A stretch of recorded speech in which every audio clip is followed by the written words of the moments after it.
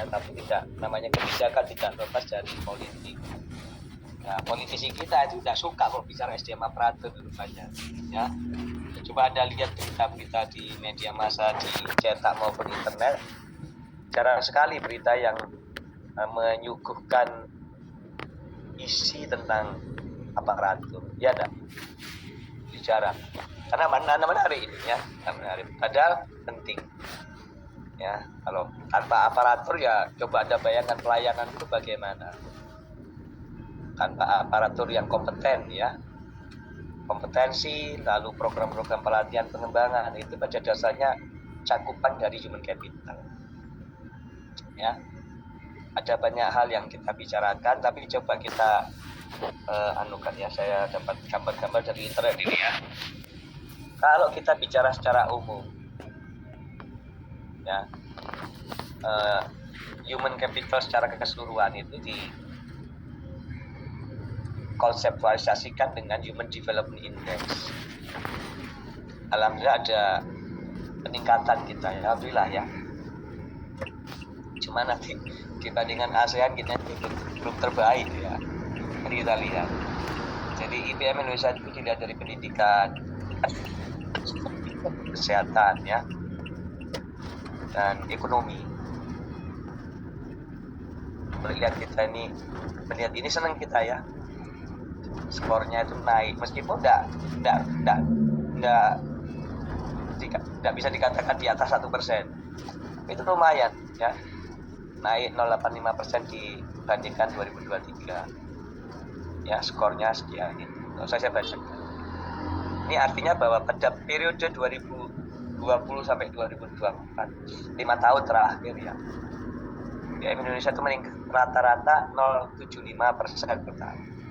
Gak apa-apa ya, itu artinya kalau misalnya stabil terus daripada kita melonjak 5% gitu ya, tapi tahun depan turun, jangan ya. Dari kita naiknya landai, tidak dramatis.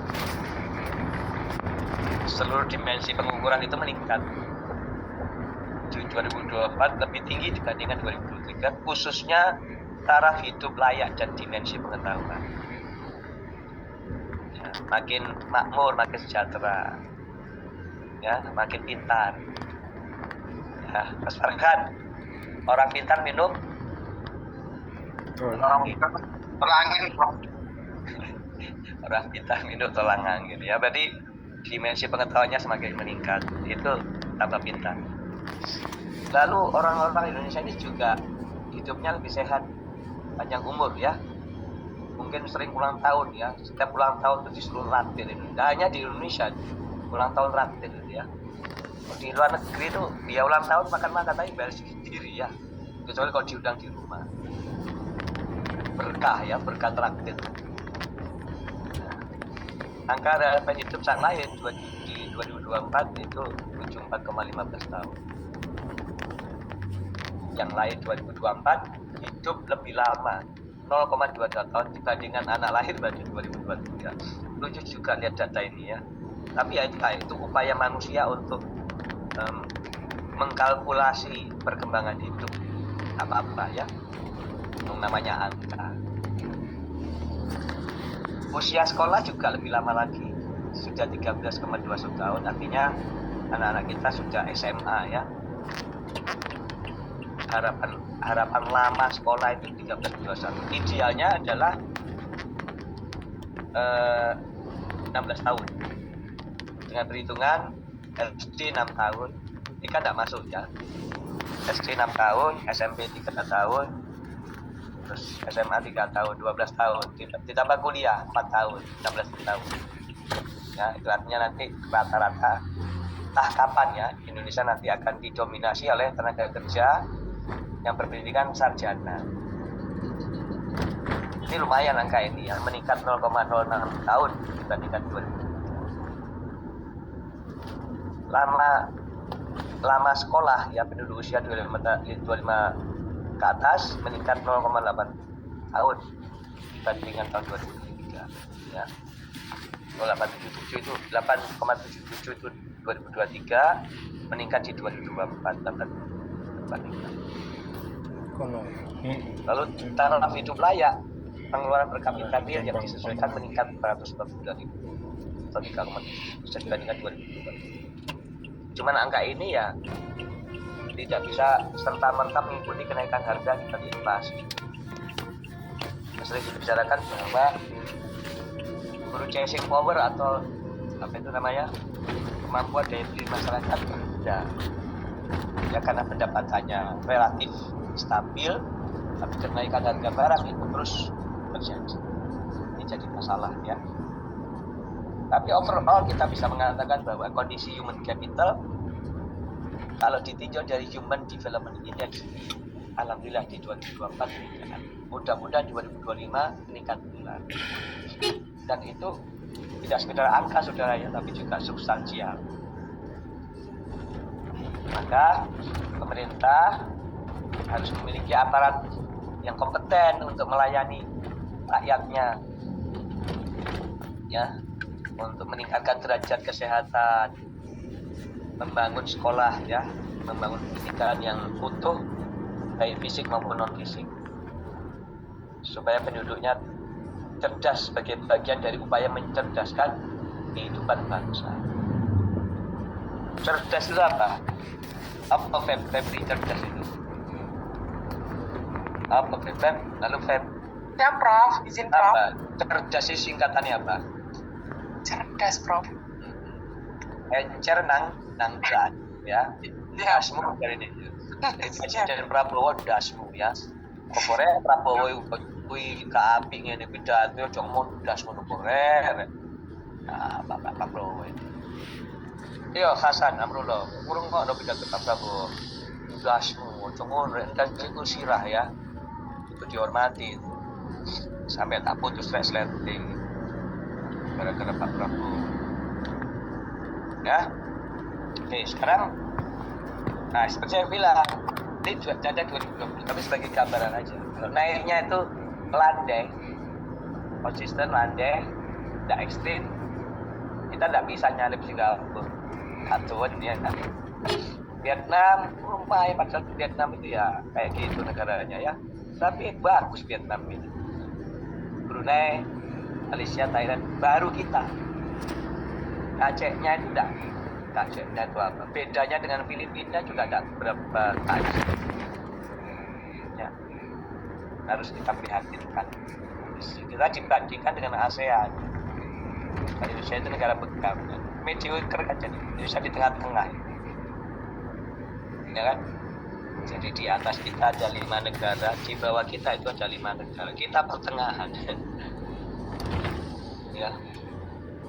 Maka ada banyak cara ya. Nah, sebelum kita meningkatkan kualitas manusia secara umum, maka di sektor publik harus ada peningkatan kapasitas. SDM Indonesia, SDM aparatur harus dianggap sebagai human capital. Pemerintah menginvestasikan anggarannya untuk SDM. Terus saya belum punya data ya. Mungkin Anda yang di kelas ini ada data. Bagaimana dampak apa itu kebijakan efisiensi terhadap human capital? Apakah terpengaruh ya? Jadi persoalan itu. Ini belum ada datanya. 2025 ini mudah-mudahan everything is okay ya. Jadi itu meskipun ada pemotongan anggaran 50% atau lebih, program-program untuk rakyat tetap jalan. Hah? Jadi pergi-pergi yang selama ini dilakukan oleh pegawai negeri dengan platform perjalanan dinas itu dikurangi, ATK dikurangi ya, konsumsi listrik, air dan sebagainya dikurangi di pemerintahan. Bagus ya, tapi jangan menyentuh pelayanan kesehatan. Kita tunggu mudah-mudahan lebih baik dengan cara-cara yang efisien sehingga nanti kita bisa meningkat daya saingnya. Terus duitnya akibat pemotongan itu diputer ya lewat Danantara. Mudah-mudahan juga benar tidak dikorupsi lagi. Ya, mudah-mudahan. Kalau misalnya korupsi di Danantara, waduh rekor wis. Sekarang rekornya 300 triliun. Nah, ini ribuan triliun ini antara itu. Ngeri deh ya. Jadi ini gambaran yang bagaimanakah sebetulnya kita punya mindset untuk mengembangkan SDM sebagai modal manusia, human capital. Ya. Pentingnya di mana? Ya. Datanya bagaimana? Programnya apa? Itu perlu dirumuskan lewat platform yang jelas. Ini akan kita bahas. Ya. Ada banyak pengertian dan sebetulnya human capital ini bukan sesuatu yang baru, sudah ada pemikirannya sejak abad 17 di Amerika dan UK ya, Inggris waktu Inggris Raya. Kata dua orang ini, William Petty dan Adam Smith, ya, abad 16, abad 17 dan 18 ya. SDM dan investasi SDM itu mutlak pada saat itu ya, yang ditempuh melalui pendidikan dan pelatihan vokasional. Coba bayangkan ya, tahun segitu kita ngapain ini? Keadaan Indonesia abad 18, jajah Belanda masih ya, jajah berapa tahun. Kemudian pada abad 20, para ekonom di Chicago School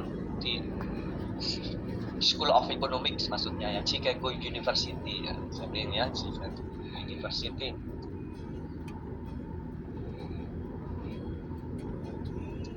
School of Economics berusaha untuk menjabarkan atau mengelaborasi pemikiran-pemikiran Petty dan Smith ya. Tujuannya adalah membangun atau mengkonstruksi ya, kerennya itu mengkonstruksi teori human capital. Dan apa yang dirumuskan oleh ilmuwan dari Chicago itu berkontribusi terhadap aktivitas riset dan pengembangan teori dalam pendidikan. Menjadi rujukan gitu ya, maksudnya menjadi rujukan. Itu tahun 60-an. Jadi kalau kita manajemen SDM aparatur di Indonesia menerapkan human capital sejak tahun 2014 dengan adanya undang-undang kepegawaian nomor apa itu? Nomor 5 berapa? Nomor lupa lah ya, 2015. Nomor 5 tahun 2014 ya. Itu ya kita tertinggal sebelum. Tapi ya better late than never kan. Daripada tidak sama sekali ya tidak apa-apa kan. Baru dikenal di sini. Dan mestinya kita konsisten untuk mengembangkan SDM dengan paradigma human capital ini. Baru kenapa? Ganti menteri itu ganti omongannya. Kemenpan RB. Menteri yang paling sering diganti menteri RB. Ya. Tapi tidak terarah kalau saya lihat ya. Nyun sewu ya tidak terarah. Belum terarah pada satu yang di tentang human capitalnya ya. Tapi kalau yang lain sih oke. Ya. Jadi pengaturan PNS, jabatan-jabatan akademik, dosen itu diatur oleh Kemenpan.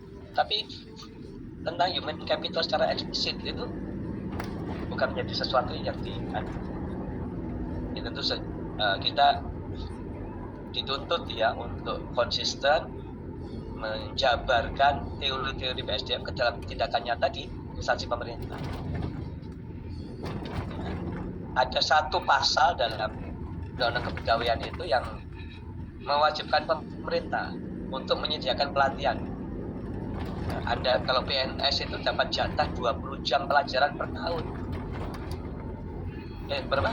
20 jam ya? Ya Feb ya, 20 jam. 20 jam mata pelajaran per tahun. Artinya pemerintah berinvestasi. Nah, kalau sedang ngomong investasi berarti ngomong SDM. Investasinya apa? Dalam bentuk alokasi anggaran untuk pelatihan dan pengembangan SDM. Ya. Nah, jadi kita berharap bahwa nanti pemerintah di era Pak Prabowo ini tidak mengurangi jatah untuk pelatihan karena ini amanat undang-undang. Ya. Wajib bagi pemerintah untuk menyediakan pelatihan dan pendidikan bagi aparatnya minimal 20 jam per tahun. Kalau Anda hitung berapa jumlah PNS sekarang, dan satu orang butuh berapa untuk pelatihan, udah berapa triliun sudah. Kita ini negara yang sangat luas ya. Ya. Nah, tahun 64 itu pembahasan human capital mendapat momentum dengan lahirnya buku yang ditulis oleh Baker tahun 64. Ya. Dia intinya adalah mengembangkan landasan teoritis bagi upaya organisasi, perusahaan terutama ya. Bagaimana dia berinovasi untuk SDM.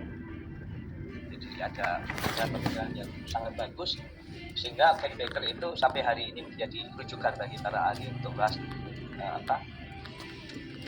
human capital. Ya. Nah, ini adalah definisi yang kita bisa lihat beberapa ahli lewat tulisan-tulisannya di jurnal maupun di textbook, maupun ada lembaga ya semacam OECD berusaha untuk mendefinisikan, karena belum ada kesepakatan apa yang disebut sebagai human capital.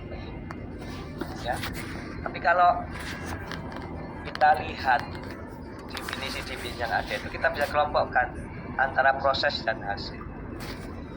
Misalnya ya, kalau misalnya kita lihat dari unsur SDM-nya ya, itu di situ ada proses di mana manusia itu bisa belajar, mampu belajar. Dan ada sesuatu yang mengganggu atau menghambat manusia untuk belajar, sehingga dia tidak mampu belajar. Itu proses ya. Lalu berubah itu juga proses. Berinovasi itu proses. Daya kreasi, motivasi, menjamin kelangsungan organisasi, itu proses. Hasil dari human capital itu adalah peningkatan kecerdasan, peningkatan kemampuan, peningkatan skill dan keahlian. Sehingga organisasi ini kita punya karakter yang khas. Ya, organisasi dihuni oleh orang-orang yang berkompeten. Jadi reputasi organisasi itu juga dapat dilihat dari kemampuan SDM-nya untuk senantiasa dapat meningkatkan kemampuan lewat belajar, mampu belajar, sehingga organisasi itu semakin mudah mencapai tujuan. Ya, mohon maaf saya lagi tidak enak badan, jadi suara saya terganggu terus tidak optimal saya bisa ngajar ya. Diikuti aja ya. Kuliah ini. Iya, Mas Prof. Kan sehat saya ya. Siap, Prof. Sudah lihat web. Panas adem panas greges ya. Kayak wong ditagih utang lho. Lagi diutang agak greges kabeh ya. Mudah-mudahan saudara tidak punya utang ya. Utangi lunas kabeh ya. Jadi kalau kita mencerdaskan bangsa, ya sudah, pendidikan itu mutlak. Satu-satunya cara untuk mencerdaskan bangsa dididik, disediakan fasilitasnya, ya, keterampilannya meningkat, disediakan. Baringin dalan gede. Tidak populer ya sekolah vokasi SDM ini.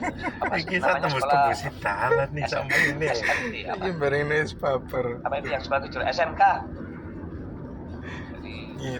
SMK itu the second class setelah SMA. Sepeda motor. Kalau masuk situ itu berarti SMA-nya tidak diterima. Ini kan nggak bagus ya mindset seperti itu. Ekspertisnya juga naik. Ya. Sehingga kalau kita orang-orang yang cerdas, berketerampilan dan keahlian berkumpul jadi satu dalam organisasi itu dipastikan well organized. Ya. It is quite easy to achieve the goal. Kalau orang-orang yang pintar semua, relatif mudah bagi organisasi untuk mencapai tujuannya. Karena apa? Orang-orang yang cerdas, punya skill, punya keahlian itu bisa dituntut untuk berkreasi, berinovasi, dan seterusnya. Ini yang ketiga ini orang Harvard ini ya, dosen di Harvard. Thomas ya, bukan Thomas ya. Thomas Jefferson. O'Leary Jefferson ya, tahun 98, dengan membangun kemampuan SDM dengan platform human capital kita punya SDM yang mampu, ya. Kemampuannya itu ada kemampuan bawaan, perilaku dan energi pribadi. Maksudnya apa ini? Ada dua pendekatan SDM. Pendekatan yang sifatnya genetik dan environment. Nah, Thomas Davenport itu menggabungkan dua hal ini. Kalau orang itu genetiknya bagus, mudah dia dibangun kualitas. Ngarepnya setelah gede. Kalau di Indonesia itu ada istilah disiram gak teles, dijemur gak kering. Wah, angel ini ya. Angel. Tapi kalau dia genetik, dia punya kemampuan bawaan. Dari sononya dia memang benar. Ya. Orang tuanya ilmuwan terkemuka, dua-duanya guru besar. Wah, anaknya itu insya Allah ya, insya Allah. Itu katanya Davenport. Nah, insya Allah anaknya nurun. Buah jatuh tidak jauh dari pohonnya. Perilakunya juga demikian. Dia powerful ya. Semua orang respect. Jadi ya, kalau misalnya kita mau membangun rakyat kita berwibawa di depan internasional, tidak dilecehkan ya. Kalau misalnya pergi ke sana itu tidak menjadi pembantu asisten rumah tangga ya, tidak menjadi buruh kasar seperti yang sekarang terjadi, dihormati kita. Dulu itu orang Indonesia yang tinggal di Mekah ke Madinah itu adalah ulama, orang pintar. Nah, sekarang orang Indonesia yang ke sana itu jadi asisten rumah tangga. Mana menghargai mereka kita gaji? Apa mereka terhadap kita? Harus diubah ya. Jadi pemerintah harus punya komitmen, betul-betul komitmen. Anggaran 20% itu harus betul-betul konsisten dilaksanakan. Ada data yang menunjukkan ada sedikit penyimpangan karena apa? Pendidikan tinggi itu porsinya cuma ternyata 6% ya. Dari 20% itu. Nah, sedikit. Padahal pendidikan terakhir itu ya di perguruan tinggi itu. Membentuk manusia utuh ya di perguruan tinggi. SMP SMA itu dasar. Kanan tuh. Apalagi sekarang ya, efisiensi anggaran dipotong 50%. Lain lagi dengan Michael Armstrong, ini seorang praktisi SDM. Human capital itu adalah we create knowledge and skill. Ya, maintaining ya, dan digunakan oleh individu. Hampir sama kan definisinya. Nah, kalau OECD itu sebagai lembaga yang terkemuka di Eropa sana, human capital itu mencakup pengetahuan, keterampilan, kemampuan dan keterampilan untuk menjalankan. Ini tekanannya untuk menjalankan. Memang ya, human capital ini untuk aktivitas ekonomi. Tapi di sektor publik tidak hanya ekonomi. Ya. Juga yang lain. Partai-partai politik itu perlu human capital, saudara. Supaya pintar-pintar nanti jadi anggota DPR yang cerdas kan gitu. Jangan dilupakan kaderisasi partai itu penting supaya nanti ketika menjadi terpilih menjadi anggota DPR atau pimpinan daerah pintar kayak Pak Anas sama Bu Anas ini di Banyuwangi ya Beb ya. Ya bro. Ya kan? Itu. Kalau partai itu hanya sekedar hura-hura ya, tidak menyiapkan kadernya, bahaya masa depan. Nggak dipercaya. Coba ada penelitian nanti ya di partai, platform kebijakan pengembangan SDM di kalangan partai politik. Belum ada penelitian itu. Ya, belum ada penelitian tentang pengembangan SDM di partai. Dan ini bukan pembahasan yang mengasihkan bagi mereka. Ya, karena ini biayanya besar dan tidak langsung manfaatnya, jangka panjang manfaat. Maka tidak menarik ya. Indonesia itu sukanya yang instan. Sekarang bekerja, besok dapat. Tapi kalau pendidikan tidak bisa.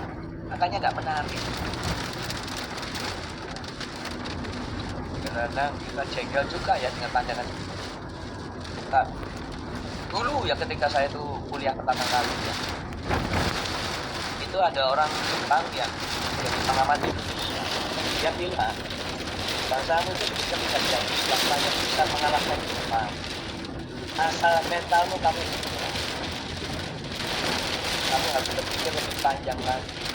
Itulah Jepang yang dulu ya, tahun 1985. Orang Jepang ditanyai bagaimana prospek Indonesia. Kami itu bisa menjadi bangsa yang bisa berikan dan asalkan kamu pikir jangka. Coba Anda pikir sekarang. Ya, jangan orang lain kita aja. Kita. Jangan doa. Jangan berpikiran. Mana yang kita lakukan dalam pendek ya.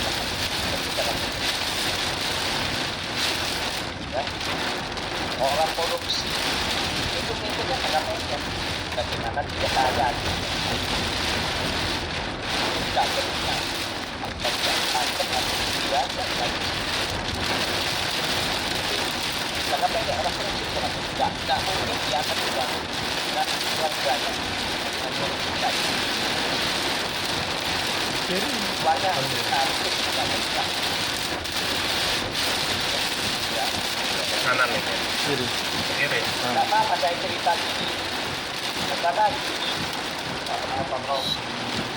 apa saya cerita karena Anda lihat di dosa tapi saya bilang S1 ya bagi dia saya tanya satu-satu saya tanya ya Prof saya dari mana asalnya Anda tahu yang dari Surabaya itu sedikit masyarakat banyaknya itu tempat Tegal ya Madiun, Jombang, Kosono, Nganjuk kayak kernet ya anak-anak desa itu siapa mereka anak petani itu penghasilannya berapa ya toh?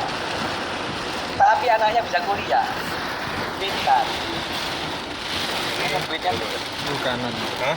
itu Mas Farhan ya Syukur kanan. Patricia belum yang itu kameranya cuma taruhkan sama Patricia kan keren itu petani anaknya jadi semua ya. Yo Hasan make sense ya yang saya omongkan koruptor itu berpikirnya jangka pendek petani itu sama dia ya terima berapa pun disyukuri ya setiap dia terima duit hanya setiap panen aja uangnya disimpan untuk biaya anak saya masih ingat dia ibu mertua saya anaknya lima dia bisa beres karena suami yang pintar ya itu punya banyak banyak toples ya banyak kaleng oh ini untuk ininya untuk anaknya yang pertama ini anak kedua tiga empat lima ada 5 kaleng oh ini untuk persediaan karena apa uangnya berjamlah dan uang hijau Tutup ini langsung banter ya Pak. Dan mungkin terus saudara ya. ngalami ya berapa bulan perusahaan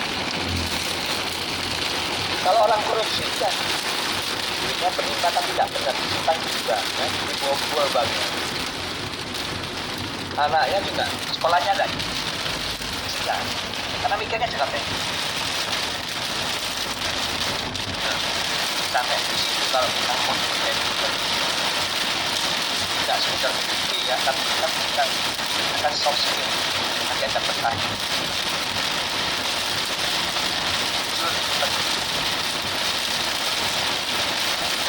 hanya ini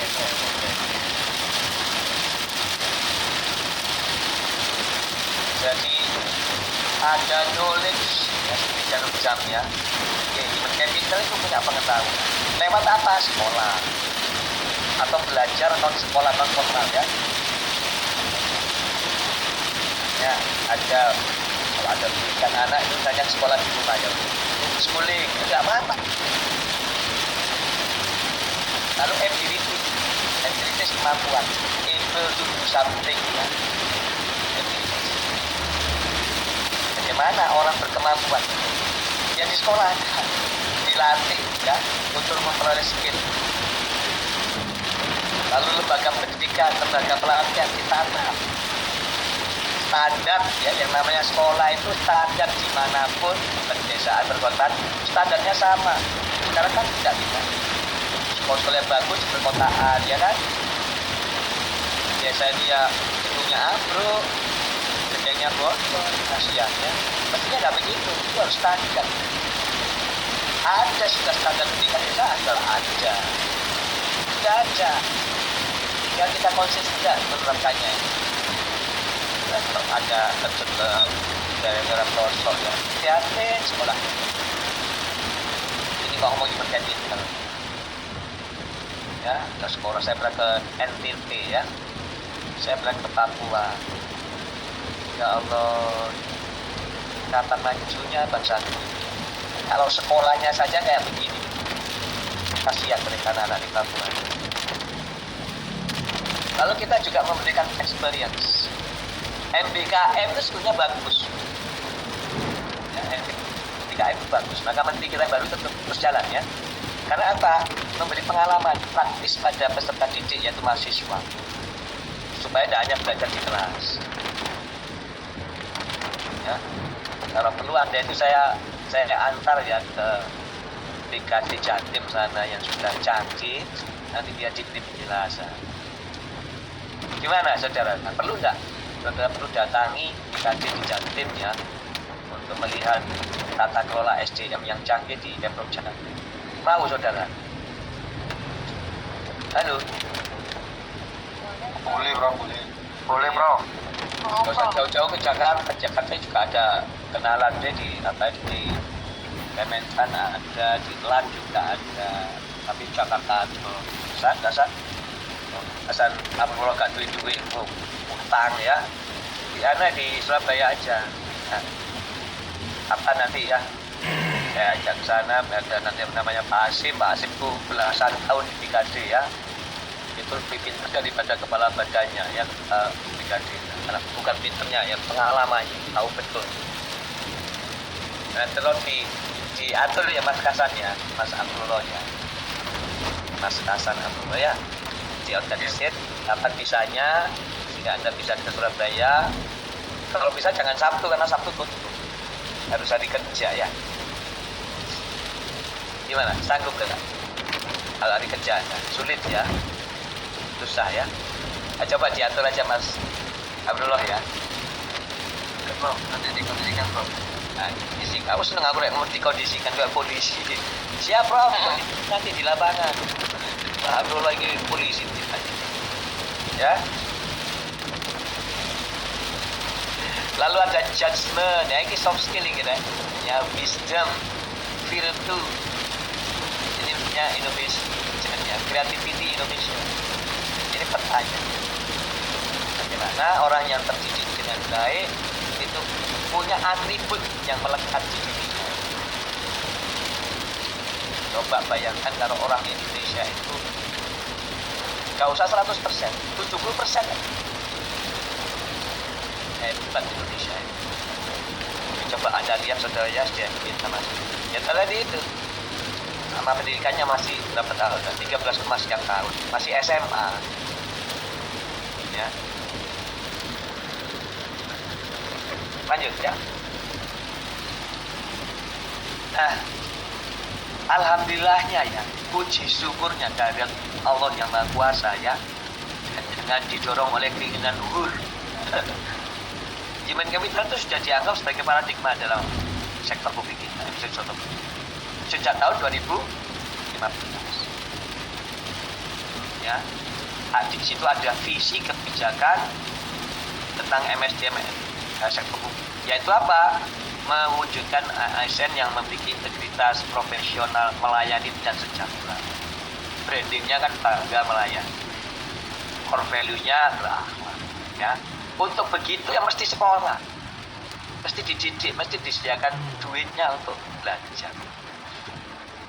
Dan ini bisa dikatakan sebagai sesuatu yang baru di Indonesia.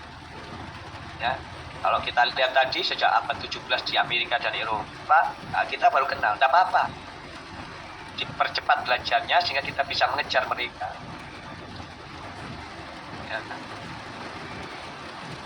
Dan di dalam itu ada berbagai macam prinsip yang coba diterapkan oleh pemerintah kita ya untuk membangun SDM aparatur yang betul-betul berkualitas. Ya. Apa yang dilakukan oleh pemerintah? Ada pentahapannya, saudara, dan itu disahkan lewat berbagai macam kebijakan ya. Ada undang-undang sampai surat edaran menteri. Leading sektor dari pengembangan SDM di Indonesia itu memang LAN, desainnya itu LAN, tapi kebijakannya dibuat setingkat menteri, yaitu Kemenpan. Nah, di situ dicoba untuk dilakukan transformasi atau perubahan baik secara struktural, kultural, digital maupun praktek-praktek aparatur dalam memberi layanan kepada masyarakat. Coba ya dibangun lewat reformasi birokrasi, ya. Sedikit banyak kita bisa lihat perubahannya, ya. Meskipun tidak dramatis, paling tidak kita sudah merasa lebih baik. Tinggal nanti kelasnya ya, kita diadu di tingkat PBB sana nanti dengan inovasi dan publik. Unggul dan ya, semua itu dilakukan untuk apa? Beradaptasi, menyesuaikan diri terhadap semua perubahan, sekaligus mengadopsi teknologi dalam kebijakan dan tata kelola SDM. Ya. Ketika pandemi, pemerintah juga mengeluarkan banyak kebijakan SDM. Nanti ini ada kebijakan terbaru ya, working from office 3 hari, from anywhere itu 2 hari. Diatur sedemikian rupa sehingga nanti lebih efisien. Tapi untuk ASN yang dengan tugas-tugas yang rutin langsung berkaitan dengan masyarakat, dia harus di office, dia di kantor ya. Tapi yang lain itu bisa dibuat kapan saja, di mana saja dia bisa bekerja. Nah, nanti timbul ya model pengawasannya seperti apa. Kamu teliti itu SSM ya. Model-model pengawasan untuk implementasi kebijakan working from anywhere. Sudah siap nggak kita model pengawasannya? Mekanismenya ada nggak? Jangan sampai nanti ada perkara yang lebih berat, ternyata produktivitas turun, masyarakat komplain ya, dan seterusnya. Itu tentu kita tidak menghendaki. Ya, pemerintah pusat maupun daerah, provinsi, dan kota harus siap melaksanakan model kerja seperti ini. Harus disiapkan instrumen kebijakan berupa apa? Pengawasan. Bukan, meskipun kita ini sudah pernah kerja di luar negeri, tapi kalau sudah ada kebijakan seperti ini, kita ini seolah diikat oleh suatu peraturan. Nanti kalau ada pelanggaran ya diberi sanksi hukuman, kalau berhasil ya nanti harus direkognisi. Seperti dosen ya, saya yang PNS ini ya, kerja dimanapun sudah tidak kenal waktu, tidak kenal tempat ya. Artinya sudah terbiasa, tapi kalau itu nanti dilupakan dalam suatu kebijakan, kan tentu ada ikatan, mengikat kan? Nah, itu instrumen kebijakannya harus lengkap disediakan pemerintah supaya tidak timbul masalah-masalah yang tidak diinginkan kan gitu. Ya.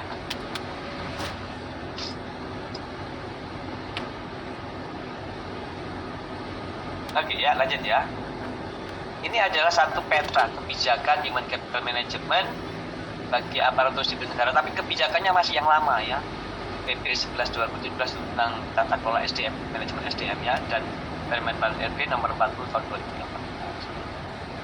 Tapi paling tidak ini gambaran kita lah ya. Masih berlaku ya. Jadi pemerintah berusaha di jarum jam ya, ada pengorganisasian dan perencanaan ini sesuai dengan visi manajemen ya. Lalu ada apa itu? Rekrutmen ya, dan seleksi dan orientasi, ada promosi dan rotasi, ada pengembangan kapasitas, ya, dan ada assessment ya, performance assessment, dan yang terakhir adalah peningkatan kesejahteraan. Ini bagus sudah upaya pemerintah dengan 6P ini ya, planning and organizing ya, lalu ada recruitment, selection and orientation atau inducement, ada promosi dan seterusnya ya. Itu merupakan ikhtiar pemerintah untuk mewujudkan bahwa pengembangan SDM aparatur itu harus dilakukan terintegrasi, tidak sepotong-potong ya. Bagaimana kebijakan dan proses itu terus diperbaharui menyesuaikan kondisi, lalu sistem dan infrastrukturnya itu juga disiapkan, sehingga nanti basicnya itu ada budaya kerja dan kepemimpinan yang semakin kuat ya. Kita lihat aja misalnya ketika kita bicara rekrutmen dan seleksi, itu tidak sekedar rekrutmen kayak dahulu, sampai kita mengalami masalah penumpukan stok tenaga honorer itu karena kita sembarangan ya. Halo Noris, ada apa ya, sembarangan.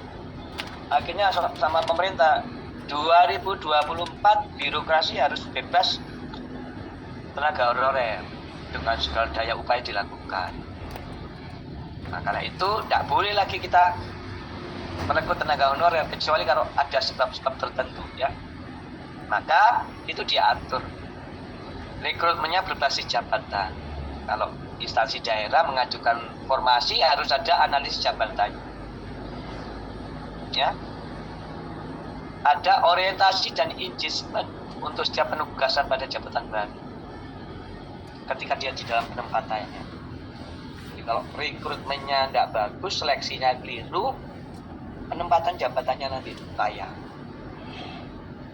Apalagi pengembangannya itu terjadi berapa tahun. Orang yang semestinya tidak kompeten di bidang yang digarap direkrut hanya karena dia orang dekatnya pimpinan, orang dalam pemerintah, padahal tidak kompeten. Ini yang bahaya ya. Maka sistem merit itu perlu,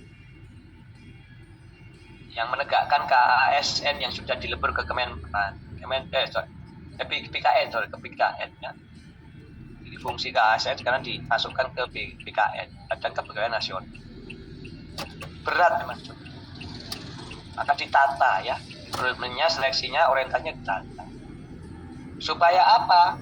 Nanti pengembangannya bagus. Rekrutmennya betul, memilih orangnya betul, objektif, berbasis sistem merit, penempatannya betul, sesuai keahliannya. Terus nanti kasih experience, kasih pengalaman, dia dirotasi, ya kan, dipromosikan, dipindah. Itu bagus dipindah, harus mau. Karena maksud dan tujuan rotasi itu atau maksud dan tujuan mutasi itu objektif untuk kepentingan organisasi. Kadang-kadang orang dimutasi itu kan kesannya jelek ya. Kesannya jelek. Karena kesalahan, karena like and dislike, atau sentimen, atau apalah ya, berbagai macam alasan. Dipindah, ya itu merasa, saya ini terbuang. Padahal aslinya bukan begitu. Ya, bahwa ASN itu sifatnya dinamis. Ada manajemen dan pemetaan talenta, talent management dan mapping ya, mapping talenta, supaya pimpinan itu tahu PMB ini masuk terus-terusan nih nang bupati ya kan enggak, setelah jadi master ya, mangan beling apa nanti dipindah kemana supaya experience-nya itu meningkat, punya pengalaman yang beragam. Terus diamati, dipantau ya toh, diamati, dipantau ya, dinilai. Terus hari ini masuk radarnya planning ini ya, succession planning, rencana untuk suksesi.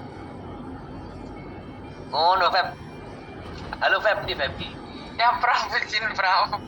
Ya, ikut PNS itu ya, supaya sukses karirnya. Anda semua itu dalam pantauan pimpinan. Ya Bram. Ya, perilaku sehari-hari dipantau, ngomong dipantau. Pantes gak Feby bisa di pejabat? Ikut track recordnya ada.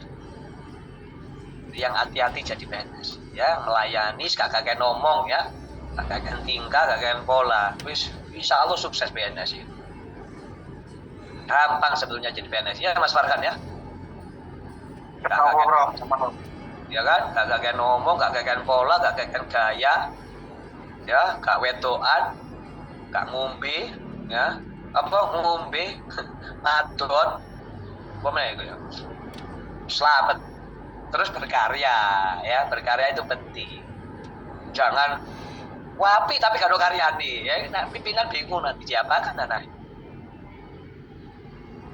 ya, jadi sudah ada radar dari pimpinan sebelumnya itu.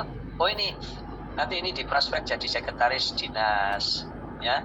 Jadi ada pendadaran di situ sehingga nanti layak dia untuk jadi. Oh jadi camat sih, jadi camat, ya.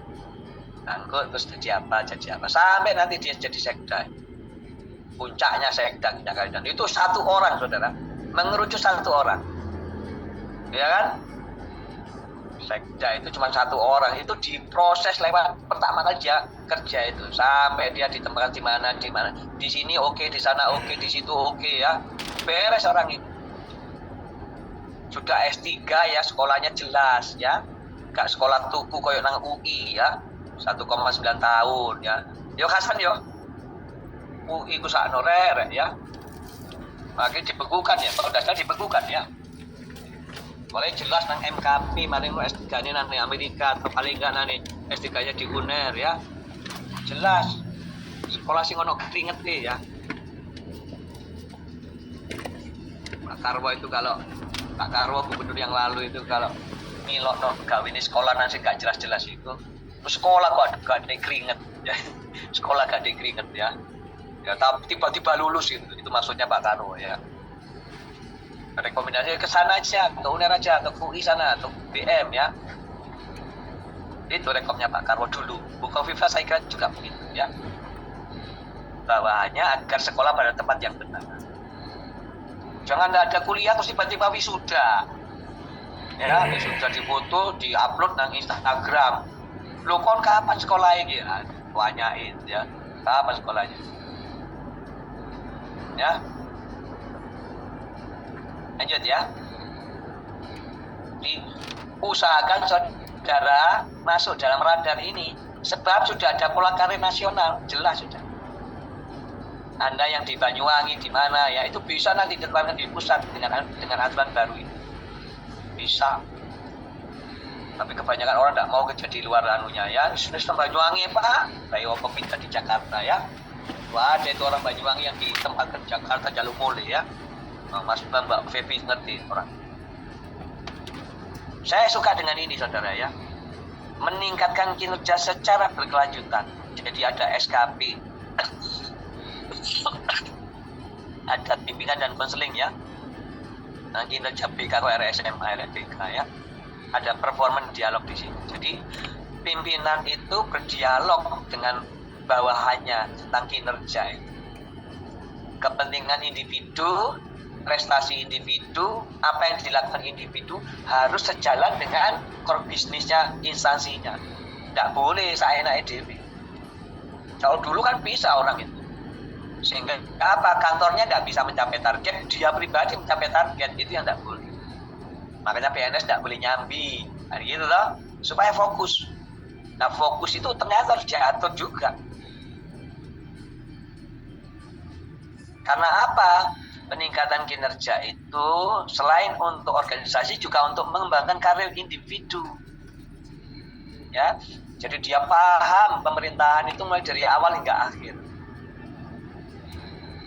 Biasanya nanti langsung sama pimpinan sama apa bupati terpilih atau wali kota terpilih sih kayak sekda ini paham. Ya, paham hukum, paham sosial, paham daerah setempat. Paham birokrasi, jadi enak pimpinannya. Orang yang paling sibuk itu sekdanya. Ya Feb ya? Ya Feb? Ya Prof, bupatinya juga Prof, izin Prof. Apa benar? Bupatinya juga Prof. Ya jelas kan pimpinan. Tapi yang birokratnya itu ya, ya. Pak Sekda, Prof. Pak Sekda itu yang loro kabeh, melayani bupati, melayani ke atas, melayani ke bawah kan, melayani ke samping. Kan. Sibuk kan? Dan itu teruji saudara, teruji dari awal sampai akhirnya sampai di puncak itu. Jadi tidak seperti sulapan simsalabim gitu ya, diwalik telapak tangan akhirnya jadi sekda, bukan seperti itu, ada proses panjang dan kerjanya berat sekali. Kalau saya kumpul-kumpul dengan sekda gitu ya, bas isinya terus ketawa toh ya, mentertawakan dirinya. Oh bisa tugas seperti ini saya bisa lakukan, luar biasa itu ya. Top. Ya, program-program itu juga digunakan untuk tujuan-tujuan pengurangan kesenjangan kompetensi. Yang pinter itu merata, jangan sampai nanti ada disparitas kompetensi. Yang pinter itu jaraknya terlalu jauh dengan yang nggak pinter, jangan, harus rata. Ya, maka harus ada dibangun mental non silo. Kalau silo itu SILO ya, itu enggan untuk berbagi pengetahuan. Harus dibangun kesadaran untuk berbagi pengetahuan, sharing pengetahuan. Sehingga merata, orang tahu banyak tentang pekerjaannya itu merata. Jangan yang satu paling tahu, yang satu lagi tidak tahu. Jangan. Ya. Maka kesenjangan itu bisa ditempuh dengan adanya standar kompetensi jabatan ya, ada diklat, ada pendampingan coaching ya, ada mentoring ya yang berbasis kompetensi. Ini wajib 20 jam per tahun. Ini yang saya katakan tadi. Ya, bentuknya tidak harus pelatihan.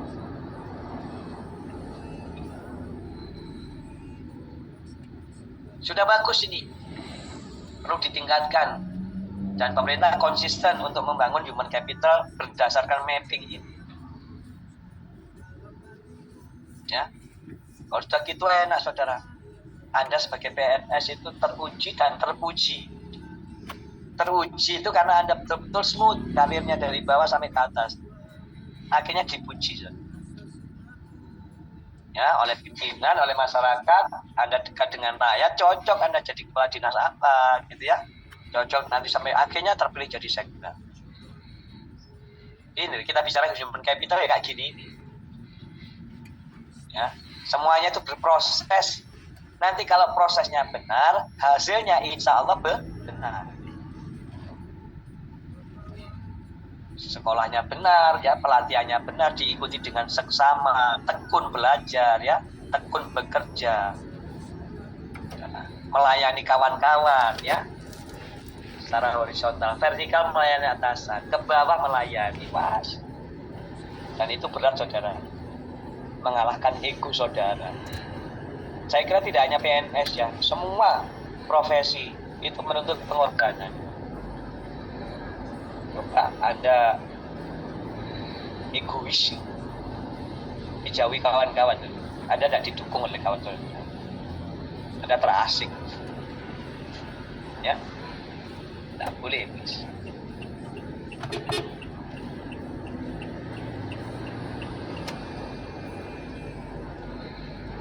Ini sebetulnya bukan kok mengatakan human resource management itu lebih buruk daripada human capital atau human capital lebih baik dari human resource management. Enggak, ini pembidangan aja. Bahwa human capital itu merupakan proses kalau di Indonesia ya, proses untuk mewujudkan human resource management itu lebih berorientasi pada masa depan. Caranya bagaimana? Investasi. Yang namanya investasi itu mesti jangka panjang. Apalagi investasi untuk membangun manusia. Coba Anda berinvestasi ya, apa ya, Anda punya duit lalu Anda investasikan, besok untung belum, bulan depan untung belum, kecuali kalau Anda deposito itu baru bulanan dapat, tapi itu kan sedikit. Tapi kalau Anda investasi, bangunnya tahun ini, mungkin tahun depan baru untung. Itulah seperti gambaran nyata ya kita membangun manusia itu. Kalau manajemen SDM atau human resource management itu adalah program untuk memfasilitasi SDM agar organisasi mencapai tujuannya. SDM sebagai most value asset yang berfungsi sebagai pendukung untuk mencapai tujuan tertentu. Positif manusia itu. Melihat manusia sebagai kunci organisasi keberhasilannya, bukan sekedar pendukung untuk mencapai tujuan. Ini sudah advance. Posisi manusia lebih dimuliakan. Tidak sekedar supporting, tapi betul-betul manusia yang dapat utama melakukan. Terus fokusnya adalah maksimalisasi kemampuan SDM untuk melaksanakan strategi yang telah ditetapkan. Oh, ini sudah advance juga. Tidak sekedar berpikir operasional dan teknis, tapi creativity, innovation, ya, conceptual thinking itu sudah masuk di sini. Itu kan yang sering dibicarakan oleh Kemenpan. Bahwa PNS itu tidak sekedar rutinitas. Yang rutin sekarang dikerjakan oleh mesin, artificial intelligence, oleh chatbot, ya, oleh apa saja yang itu mekanistik. Tapi manusia, aparatur dituntut untuk mengembangkan konsep-konsep yang relevan untuk kepentingan organisasinya. Jadi sifatnya strategis. Enten abang. Ini ditegaskan di sini. Pegawai, PNS, karyawan itu sebagai aset tidak mudah disubstitusi, tidak mudah tergantikan oleh pihak lain. Siapa? Mesin. Ya, chatbot itu ada batasnya. Manusia itu makhluk yang paling mulia. Robot itu diciptakan manusia. Tidak mungkin robot itu mengalahkan manusia. Asalkan manusianya bermutu. Mau belajar, mampu mengasah diri. Ya? Karena Jam biru lagi sampai. Oh, jam 5 ya. Ini tentang human capital yang resource. Ini optimalisasi. Ini adalah mengelola tata kelola teknis, ya. Optimalisasi itu sampai pada tingkat advance, yaitu sifatnya strategis. Nah, ini adalah satu wawasan, ya, yang terkait dengan human capital yang disebut oleh Gary Becker tadi di depan. Di cover bukunya, ya. Dia sederhana membuat definisi human capital itu. Dia bilang human capital adalah economic approach to human behavior. Apa maksudnya human behavior? Perilaku karyawan dalam organisasi, perilaku aparat itu human behavior. Ya, pendekatan bernilai ekonomis terhadap perilaku manusia.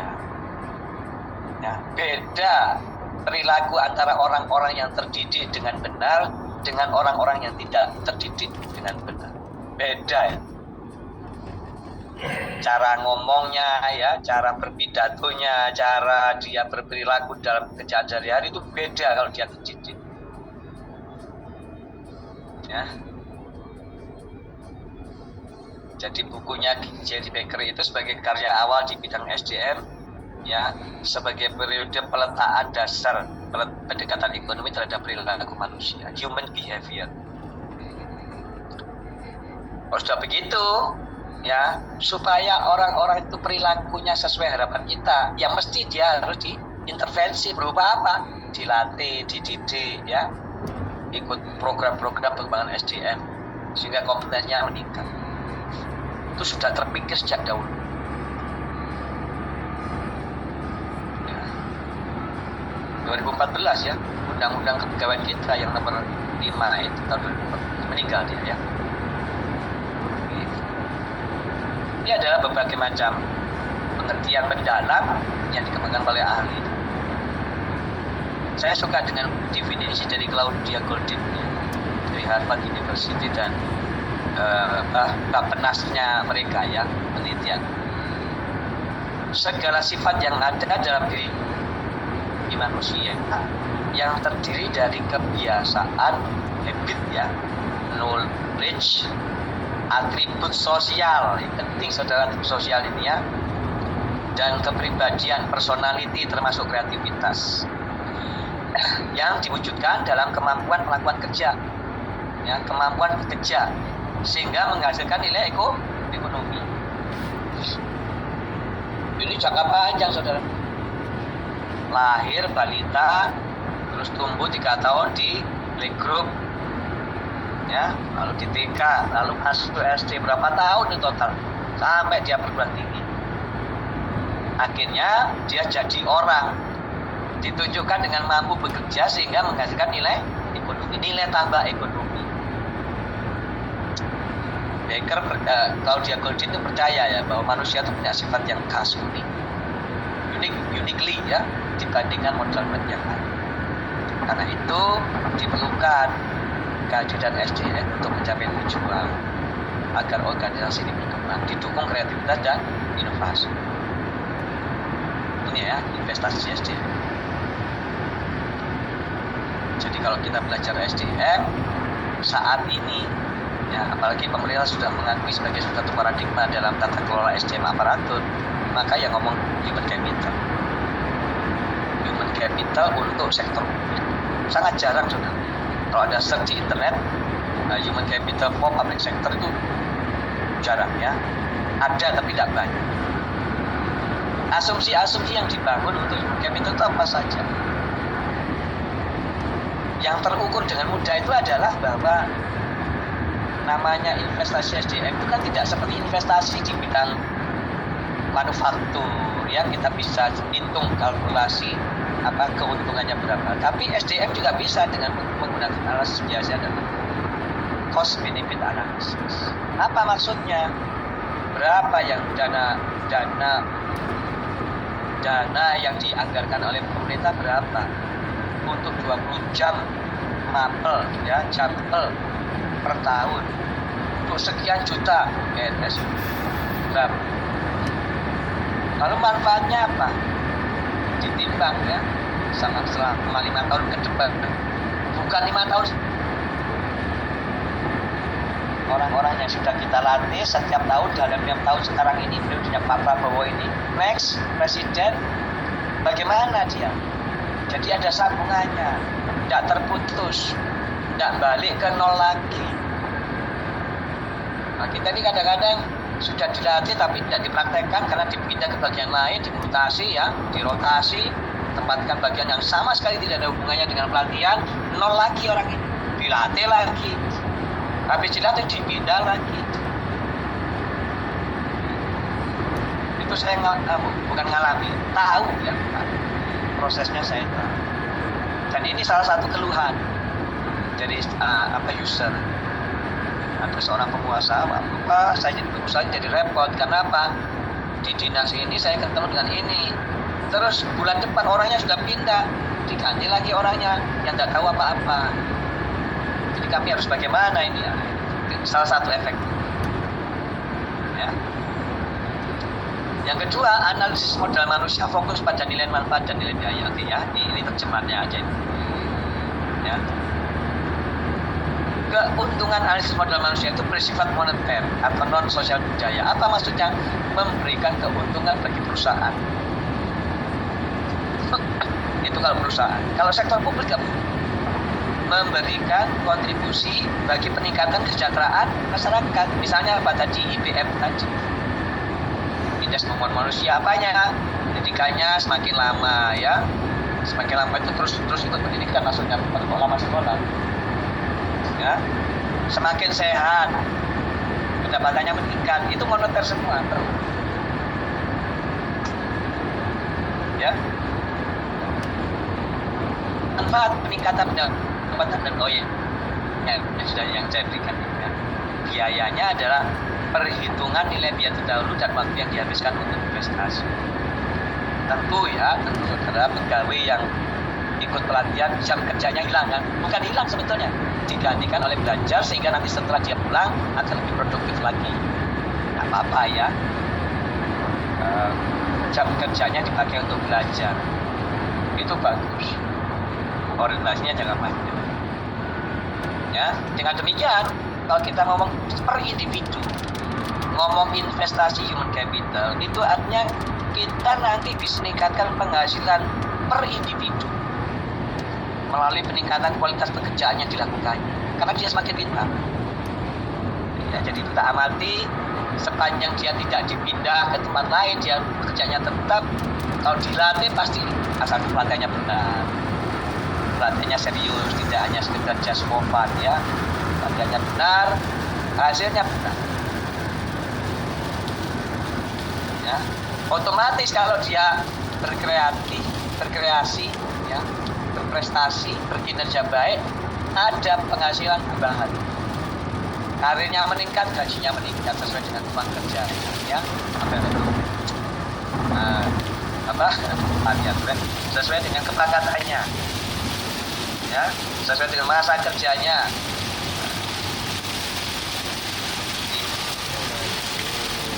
Orang-orang yang yakin bahwa orang terdidik, ya masuk akal juga ya. Orang-orang yang terlatih dengan baik, dengan benar, itu penghasilannya lebih tinggi daripada orang-orang yang tidak terlatih. Makanya itu penting.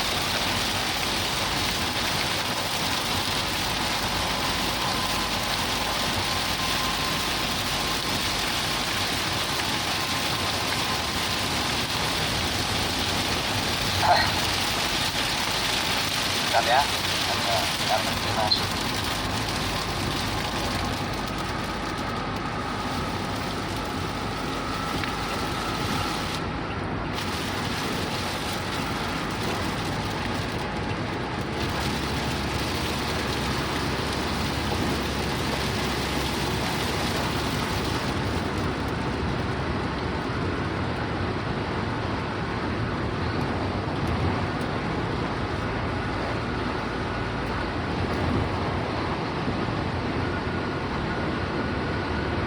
Ya, lanjut sedikit ya, bagaimana implementasinya sekarang. Perintah ya,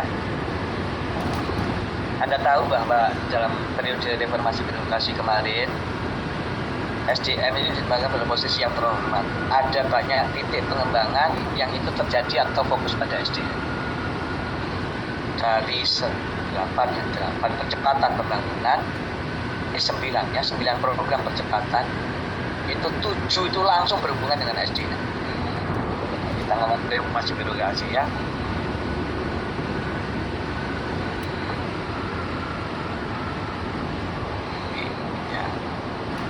Ya, jadi implementasinya itu diwujudkan ketika kita melaksanakan platform reformasi birokrasi. Itu adalah betul-betul diwujudkan dalam mewujudkan human capital dalam sektor. Dan Anda tahu bahwa salah satu fokus reformasi birokrasi itu adalah restructuring ya. Struktur organisasi diubah dengan ubah sehingga lebih efisien. Di situ didominasi oleh pekerjaan kaya fungsi, makanya banyak jabatan fungsional. Dulu terbalik ya, kaya struktur, miskin fungsi, dibalik oleh pemerintah. Itu sudah betul ya, bahwa didominasi oleh pekerjaan fungsional, jabatan fungsional, dan itu lebih ke arah langsung untuk kepentingan masyarakat. Maka perubahan itu menuntut pengembangan kompetensi. Ternyata di awal perubahan itu rumit sekali ya, banyak keluhan yang muncul. Dulu saya struktural begini, sekarang pusat bertindak jelas bahwa banyak keluhan. Saya bilang sementara aja ini ya. Dan ini perubahan ini butuh waktu, butuh instrumen kebijakannya. Karena itu manajemen kinerja sudah objektif berbasis merit, ukurannya jelas, ya, dan berorientasinya pada prestasi. Terukur betul siapa yang nanti layak naik, layak diberi kenaikan pangkat dan seterusnya, itu terukur betul. Dan akhirnya ada rekognisi, ya, pemerintah menghargai orang-orang yang berkemampuan, orang-orang yang berprestasi. Ya, contohnya apa? Ada remunerasi. Remunerasi itu bukan rutinitas sebetulnya. Remunerasi itu diberikan ketika dia itu berprestasi. Ada ukurannya. Itu juga masih butuh waktu untuk implementasinya ya, supaya itu benar. Tidak mungkin itu bisa. Ya, sedangkan pada SDM, reformasi birokrasi itu dimaksudkan untuk mengubah mindset, cara pandang atau pola pikir SDM secara komprehensif, berintegritas. Jika begitu, orang nanti merasa bahwa menjadi ASN itu tidak berada pada zona nyaman yang selama ini diprediksikan oleh banyak masyarakat. Dulu ketika jadi ASN bisa pagi-pagi sudah baca Quran, siangnya main catur ya, habis apa itu duhur bisa klesetan di musola, CNAE ya. Sekarang nggak diatur demikian, sudah diatur seperti ini ya. Kalau saya amati di beberapa tempat ya, itu masih ada ya Pak ASN aparat yang keluyuran itu ya, mondar mandir dan jelas kerjaannya masih ada ya. Makanya pemerintah juga berpikir nih, kalau menggaji orang yang seperti ini rugi dong negara ini. Maka ditata, semuanya ditata lewat birokrasi, sehingga semuanya punya porsi yang setara dengan kawan yang lain. Itu ada anggapan begini, udah enak ya, pinter bodoh sama saja. Ini kan tidak bagus untuk yang pinter nggak dihargai, yang bodoh sama harganya yang diterima oleh orang-orang yang pinter. Kan ini tidak fair, nggak adil. Maka dibenahi saudara. Nah, dengan rupa sehingga birokrasi ini betul-betul menjadi zona perang bagi aparatur, berkompetisi di sana, berkontestasi juga untuk menduduki jabatan yang lebih tinggi lewat proses-proses yang berbeda. Sehingga kalau sudah begitu dia produktif ya, secara mental dia bangga dengan pekerjaannya melayani masyarakat. Orang Amerika itu bangga gitu dengan pekerjaannya damkar itu ya. Damkar itu is hero itu, pahlawan seorang damkar. Sekarang ini di Surabaya, saya tidak tahu di kota lainnya, kalau ada apa-apa yang ditelepon damkarnya, bukan telepon polisi ya, mengejek polisi. Kalau sudah begitu kesejahteraan meningkat lewat remunerasi dan kompensasi yang berbasis kinerja. Ya, terus dilatih, dididik secara intensif dan berkesinambungan terus ya. Pelatihan itu tidak berhenti pada satu titik, terus lakukan secara berkelanjutan. Ya, dan terakhir yang ketiga masih ya, adopsi teknologi. Jelas ya, ada SDBE, sistem berbasis elektronik. Ada transformasi digital, semua pelayanan sudah menggunakan digital lewat aplikasi dan macam-macam ya. Ditunjukkan dengan teknologi informasi dan komunikasi semakin canggih ya, yang dalam prakteknya itu ternyata betul-betul bisa dirasakan manfaatnya. Pelayanan lebih cepat, standarisasi pelayanan juga oke ya, karena semuanya sama, waktunya sama, yang kualitas layanan sama dan seterusnya. Hasilnya juga bisa diprediksi. Tidak ada layanan yang tertunda, semua beres pada hari yang sama, kecuali kalau melibatkan pihak luar ya. Maka aparat butuh menguasai pengetahuan dan skill untuk teknologi baru, sehingga nanti kalau sudah seperti itu ada literasi digital pada semua aparatur, nanti tumbuh kultur baru yang lebih kreatif dan inovatif berbasis teknologi. Ini sudah berjalan ya, jalan. Anda saksikan beberapa instansi yang bereputasi ya, itu sudah menggunakan teknologi berbasis teknologi. Yang terakhir adalah bagaimana resolusi itu adalah mengubah kultur, cultural set ya. Yang saya omongkan itu adalah bagaimana budaya baru itu orientasinya kualitas, terintegrasi dengan strategi secara tidak sepotong-potong. Yang namanya BKD itu adalah mengurus semua SDM di semua instansi OPD ya, berkomitmen lalu fleksibilitas. Nah, ini sudah ada flexible working space ya, pemerintah sudah berancang-ancang untuk working from office dan working from home atau working from anywhere. Itu fleksibilitas ya. Jadi pengaturan pekerjaan itu secara fleksibel atau lentur terkait dengan lokasi ya, dan jam kerja selama periode tertentu dengan memaksimalisasi penggunaan teknologi informasi. Ya, ini semua sudah berproses sudah. Sehingga ini kalau misalnya tanpa pendekatan human capital, RD, representasi birokrasi itu sulit diwujudkan. Ya. Kenapa? Nah imbang. Pemerintah menuntut pekerjaan yang berlebih, prestasi berlebih, tapi tidak didukung oleh human capital, investasi. Maka harus fair. Ya, pemerintah menyediakan dana sesuai anggaran, ya, kemudian menyediakan waktu belajar 20 jam per tahun. Minimal itu. Kenyataannya bisa. Ya, itu saja saudara. Nah, maaf. Ini dan siang perlu bertanya atau apa ya, kita sedikit dialog ini hari ini ya, karena memang kondisi saya kurang bagus ya. Mudah-mudahan apa yang saya sampaikan ini bermanfaat untuk Anda, dan pekan depan kita sudah mulai untuk presentasi kelompok 1 ya. Sudah siap saya kira ya. Mungkin ada pertanyaan Mas Farhan, Mas Fatul, Patricia, Prasetyo, ada sesuatu yang perlu disampaikan, monggo. Cukup ya? Sementara cukup, Prof. Oke, alhamdulillah kalau gitu ya. Kalau gitu saya akhiri. Terima kasih ya. Assalamualaikum warahmatullahi wabarakatuh. Salam warahmatullahi